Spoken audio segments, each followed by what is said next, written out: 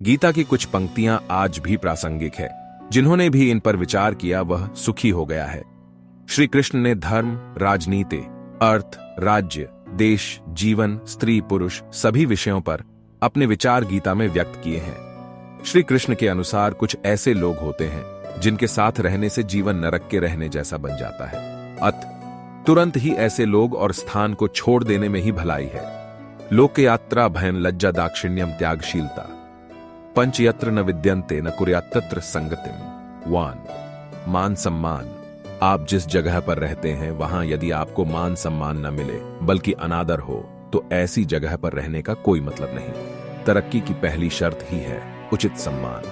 छवि खराब है या छवि खराब करने वाले लोगों के बीच रह रहे हैं तो आप सफल नहीं हो सकते। श्री कृष्ण के अनुसार ऐसे स्थान पर रहना मूर्खता है। कृष्ण कहते हैं कोई भी व्यक्ति छोटा हो या फिर बड़ा हो सभी का सम्मान करना चाहिए। जहां पर लोग औरतों और अपने से छोटों को सम्मान नहीं देते वहां पर लोगों को नहीं रहना चाहिए। 2.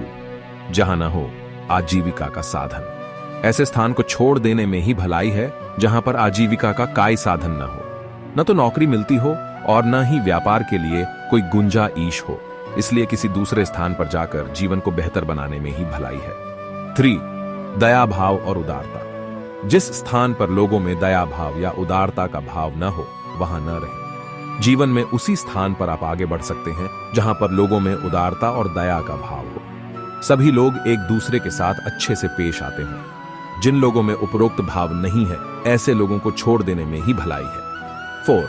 विपत्ति में नहीं देते हैं साथ। उस स्थान और लोगों से दूर रहें जहां पर लोग एक दूसरे का विपत्ति में साथ नहीं देते हैं। इस प्रकार के स्थानों से दूर रहना चाहिए क्योंकि जब आप पर विपत्ति आएगी तो कोई आपका साथ देने वाला नहीं होगा। 5.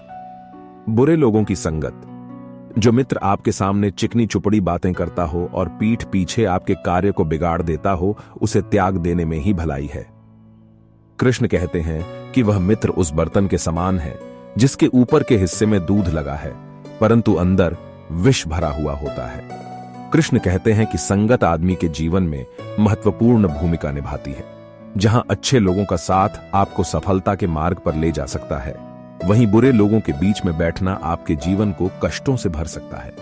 इसीलिए हर व्यक्ति को अपनी संगत सोच समझकर चुननी चाहिए। 6. शराब, सिगरेट और तंबाकू। श्री कृष्ण कहते हैं कि नशा चाहे किसी भी चीज का हो यह युवाओं के शारीरिक और मानसिक स्वास्थ्य के बर्बाद कर सकता है।